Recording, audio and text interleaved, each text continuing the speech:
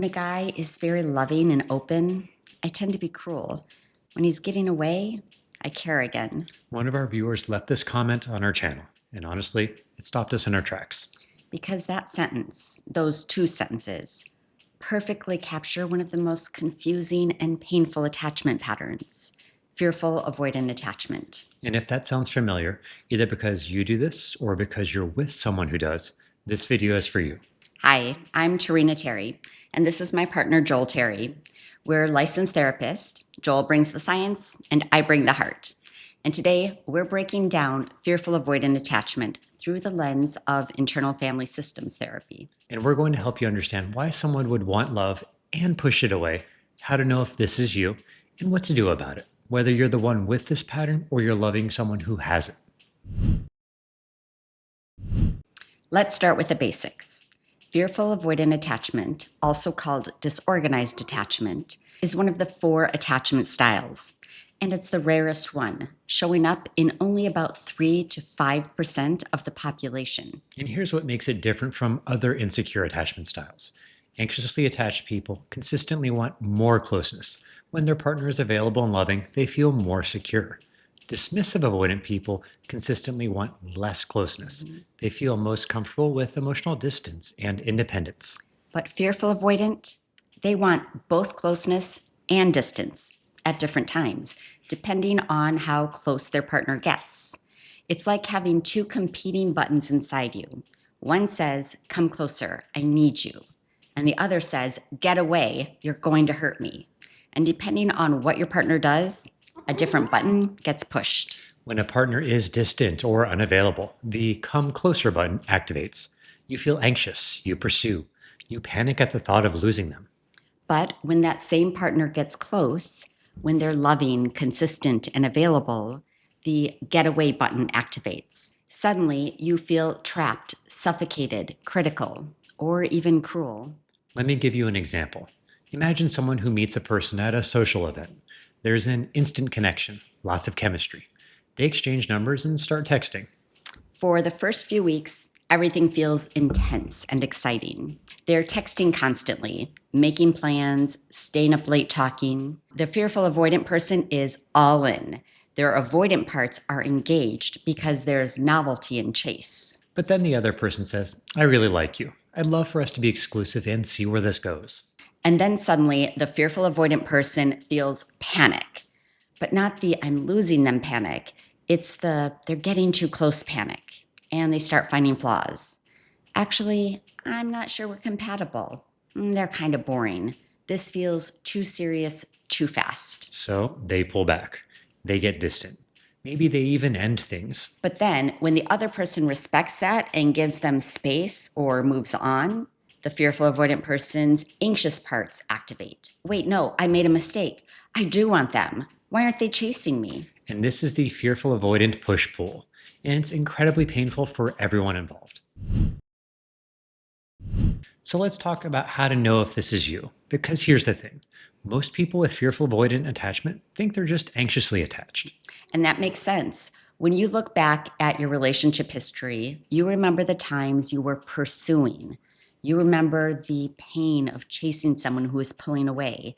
You remember the protest behaviors, the panic, the obsession. But what you might not remember, or what you minimize, were the times when someone was available and you pushed them away. Here are some signs that you might be fearful avoidant. You're attracted to people who are inconsistently or emotionally unavailable. When they pull away, you panic and pursue.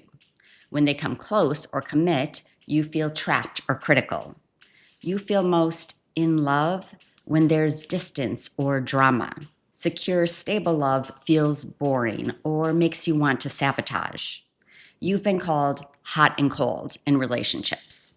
And you struggle to trust that someone won't hurt you, even when they're trustworthy. And this is exactly what the viewer who left the comment experienced. She thought she was anxiously attached because she remembered all of the times she pursued someone who was pulling away. But when she got honest with herself, she realized, when a guy is very loving and open, I tend to be cruel. And that's when she recognized the fearful avoidant pattern. Now here's the key question to ask yourself. If you're anxiously attached, consistency makes you feel better. You relax, you trust, you open up. But if you're fearful avoidant, consistency might actually make you feel worse. You get critical, you find flaws, you create distance, you might even become cruel. That's because deep down, there's a part of you that learned that love isn't safe. And when someone offers you safe, stable love, your nervous system says, this doesn't feel right. Something bad is coming. So you push them away before they can hurt you. Now, if you're not fearful avoidant yourself, but you're with someone who is, this pattern is incredibly confusing and painful. Because it's not like being with a dismissive avoidant partner who consistently needs space. With fearful avoidant, your partner flip flops. One week, they're texting you constantly, planning the future, telling you they love you. The next week, they're distant, cold, critical, or even mean. And here's what's happening: when you pull back or they sense distance, their anxious parts activate. They pursue you, they're affectionate, they want reassurance. But when you lean in, when you show up consistently, when you're loving and available, their avoidant parts activate. Suddenly you're too much or clingy, or they just need space. And this is the painful part for the partner. You can't win. If you give them space, they panic. If you give them closeness, they withdraw. So partner gets close, fearful avoidant pulls away. Partner pulls back, fearful avoidant pursues. Partner gets close, fearful avoidant pulls away. And here's what's painful for anxiously attached partners specifically: this inconsistency, sometimes close, sometimes distant, creates what psychologists call intermittent reinforcement. It's one of the most addictive patterns in relationships. Your nervous system gets hooked on the highs of closeness and the lows of distance. It can feel like the most intense love you've ever experienced, but it's actually just your attachment system on a roller coaster. It's an exhausting cycle. The most important thing to understand is this isn't manipulation. This isn't a game. Right. This is someone whose nervous system genuinely doesn't know how to be safe with love. Both closeness and distance feel threatening. And this brings us to the IFS perspective, which completely changed how we understand this attachment pattern. In internal family systems therapy, we understand that we all have different parts, like an internal family living inside of us. For someone with fearful avoidant attachment, there are usually two main groups of parts that are in conflict. The anxious parts are the parts that fear abandonment. They remember times when caregivers left, when love was inconsistent, when they were alone. These parts say, don't let them go, chase them, do whatever it takes to keep them close. And then there's the avoidant parts. These are the parts that fear engulfment, betrayal, or being hurt. They remember the times when closeness led to pain, maybe abuse, maybe betrayal, maybe having boundaries violated. Those parts say, don't trust them, don't let them in, push them away before they hurt you. And here's the heartbreaking part: both groups of parts think they're protecting you. The anxious parts are trying to prevent abandonment. The avoidant parts are trying to prevent betrayal or pain. They're both trying to keep you safe. But they have completely opposite strategies. And so you end up in this internal tug of war. When your partner is distant, the anxious parts take over. See, they're leaving, we have to chase them. When your partner is close, the avoidant parts take over. Danger, this is when we get hurt. Push them away. And you, yourself, the wise, compassionate center of who you are, gets lost in the middle of this battle. So, what do you do if you recognize this pattern in yourself? First, have compassion for yourself. This attachment style usually develops from really painful early experiences: inconsistent caregiving, trauma, or situations where the people who were supposed to keep you safe were also the source of fear. You're not broken. Your parts are doing their best to protect you based on what they learned. Second, the healing work involves working with both your anxious parts and your avoidant parts. You need to help your anxious parts learn that they won't die if someone leaves. And you need to help your avoidant parts learn that closeness doesn't always lead to pain. This is deep work, and it usually requires therapy, particularly trauma-informed therapy or IFS therapy, because fearful avoidant attachment often comes from early relational trauma. Third, start noticing which parts are activated in different moments. When you feel the urge to pursue, pause and ask, which part of me is driving right now? When you feel the urge to push away, same question. That awareness creates space between the part and your self. And that space is where healing happens. And here's something really important for people with fearful avoidant attachment. You might find yourself taking all the blame for relationship failures. Your parts might say, if I had just been warmer, if I hadn't been so cold, if I hadn't pushed them away. But remember, patterns are co-created. If you were cold with someone, ask yourself, was their behavior inconsistent? Were they warm in person but distant otherwise? Were they breaking promises or being unreliable? Your avoidant parts don't activate in a vacuum. They activate when closeness feels unsafe. And sometimes the other person's behavior is making closeness unsafe, even if they seem nice when they're physically present. Now, this doesn't mean you have no responsibility. Your patterns are yours to work on. But it also doesn't mean every relationship failure is your fault because you have fearful avoidant attachment. Both things can be true. You could have responded better and their behavior was problematic. You're allowed to acknowledge your part without taking all the blame. The work isn't to remove all your walls or protections. It's to learn which walls are protecting you from real harm and which walls are keeping you from safe love. Now, if you're not fearful avoidant, but you're loving someone who is, here's what you need to know. You cannot fix this pattern for them. This is deep internal work that they have to do. What you can do is decide whether you have the capacity and willingness to be in a relationship with someone who's doing this work or not doing it. Because here's the hard truth. If your partner isn't actively working on their attachment patterns, this cycle will continue. You'll keep getting whiplash between pursuit and withdrawal. And you deserve a relationship where you're not constantly trying to figure out whether to move closer or back away. If they are doing the work, if they're actively working on their patterns, learning about their parts, taking responsibility for their healing, then the relationship might be able to heal and grow. That work can look different for different people. Therapy is incredibly valuable for fearful avoidant healing, especially trauma-informed or IFS therapy. But we also know therapy isn't accessible for everyone. If therapy isn't an option right now, there are other paths. Reading books about IFS and attachment, engagement with educational content like this, journaling to get to know your parts, finding online support communities, working through self-help resources designed for attachment healing. The key is that they're actively engaged in understanding their patterns and making changes, not just learning about it, but actually doing the internal work. And for you, the partner, you still get to decide if the pace and depth of their healing work is enough for you. Growth is possible outside of therapy, but it still has to be real, sustained effort, not just watching videos and hoping things magically change. And remember, you can have compassion for why they have this pattern and set boundaries around what you're willing to tolerate. You can understand their parts and require them to work on those parts. Both things can be true. And if you're wondering whether the repair strategies you've learned for avoidant partners work with fearful avoidant, the answer is mostly yes, but with one key difference. With a dismissive avoidant partner, you're usually dealing with consistent withdrawal patterns. So the repair framework focuses on giving them space to process and then reconnecting. But with a fearful avoidant partner, you're dealing with someone who might start a repair conversation pursuing you and then suddenly flip to withdrawal mid-conversation when you respond with closeness. So the repair strategies work. The softened startup, sharing primary emotions, expressing needs, but you also have to be prepared for their parts to switch on you during the conversation.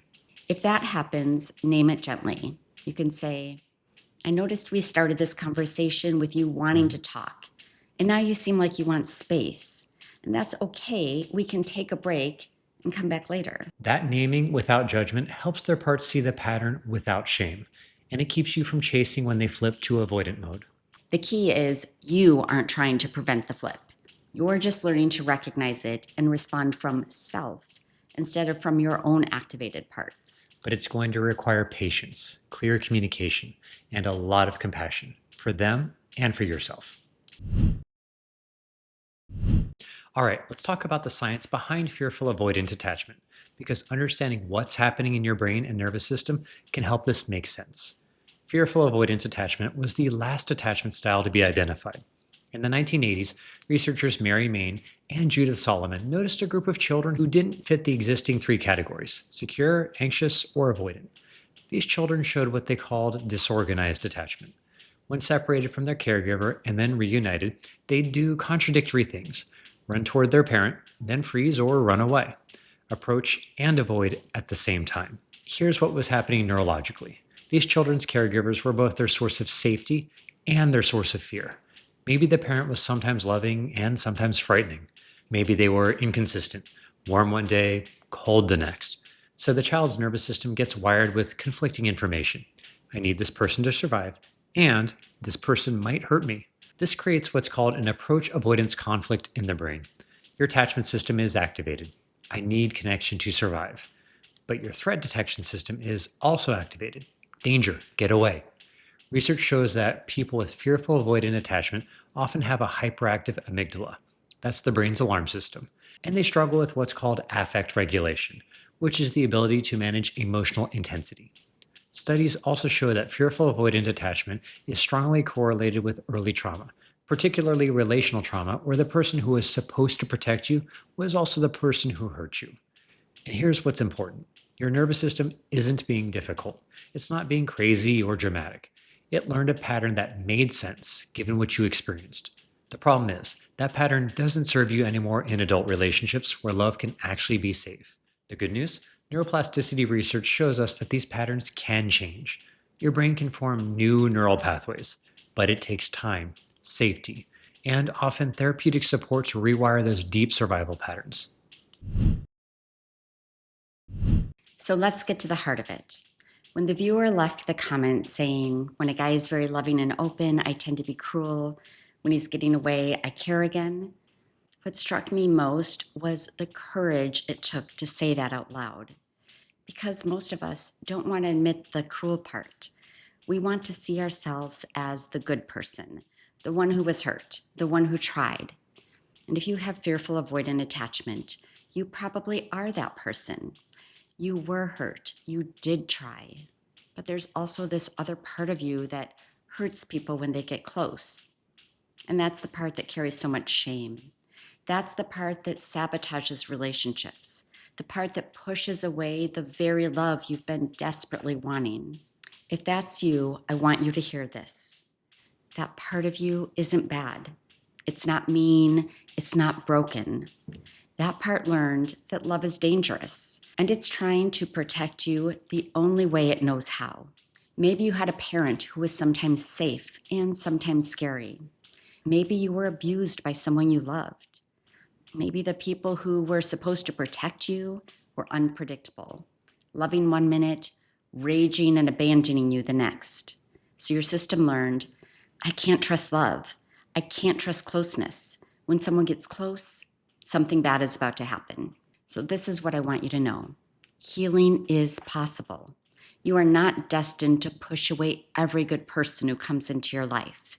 You're not too damaged or too complicated for secure love. But the healing doesn't come from trying harder to be less cruel or less cold. It comes from getting curious about those parts, from asking them, what are you so afraid of?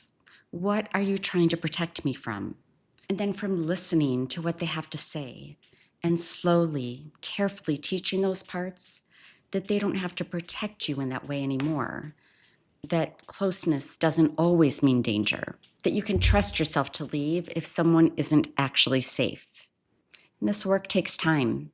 It takes support, and it takes so much compassion for yourself and for those protective parts that have been working so hard to keep you safe.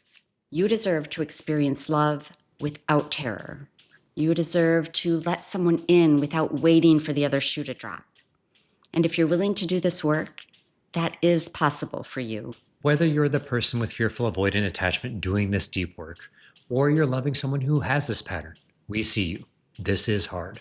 So let us know in the comments. Did you see yourself in this? Or did you see your partner? What questions do you have about fearful avoidant attachment? If you've been here for a while, you know that I love to hang out in the comments with you and connect with you.